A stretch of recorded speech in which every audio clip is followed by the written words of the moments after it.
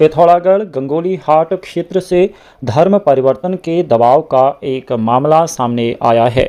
युवक ने दिल्ली निवासी एक महिला समेत 5 लोगों पर प्रेम संबंध के बहाने धर्म परिवर्तन के लिए दबाव बनाने, मारपीट करने और धमकी देने का आरोप लगाया है। जानकारी के अनुसार गंगोली हाट ग्राम बोगटा पोस्ट चौनाला निवासी विवेक सिंह ने गंगोली हाट थाने में तहरीर देकर बताया कि कुछ साल पहले उसकी मुलाकात यास्मीन नाम की एक युवती से हुई थी। युवक का आरोप है कि युवती खुद को सनातन धर्म और हिंदू परंपराओं में आस्था रखने वाली बताती थी तथा उसके साथ मंदिरों में भी जाया करती थी। इसी वजह से विवेक ने युवती पर विश्वास किया।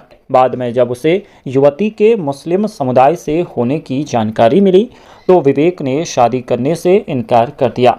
युवक का कहना है कि शादी से इनकार करने के बाद यास्मीन के पिता साकिर अली, माता सज्जो बानो और अन्य परिजनों ने उसे भरोसा दिलाया कि शादी हिंदू रीति रिवाजों के अनुसार होगी और उस पर किसी प्रकार का धार्मिक दबाव नहीं डाला जाएगा। युवक का आरोप है कि भरोसा दिलाने के बाद उसे दिल्ली बुलाया गया, जहां बाद में उसके नाम से कथित तौर पर निकाहनामा तैयार कर लिया गया और उसकी पहचान बदलकर दूसरे नाम से दस्तावेज बनाने के प्रयास किया गया।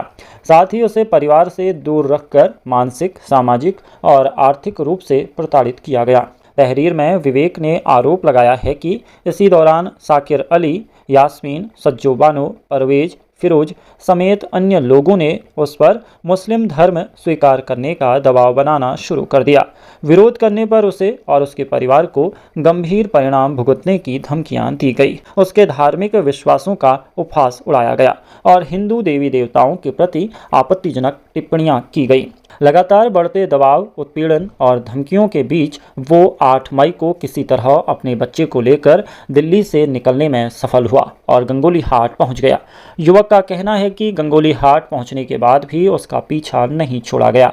उसका आरोप है कि फिरोज नाम का व्यक्ति उसके घर तक पहुंच गया और धर्म परिवर्तन नहीं करने पर परिवार को जान से मारने तथा बच्चे को नुकसान पहुंचाने की धमकी दी गई। विवेक की तहरीर के आधार पर गंगोली हाट थाने में दिल्ली निवासी साकिर अली, यास्मीन, सज्जो बानो, परवेज और फिरोज के खिलाफ मारपीट, गाली गलौज, कूट रचना, धर्म परिवर्तन सहित अन्य धाराओं में मुकदमा दर्ज कर लिया है।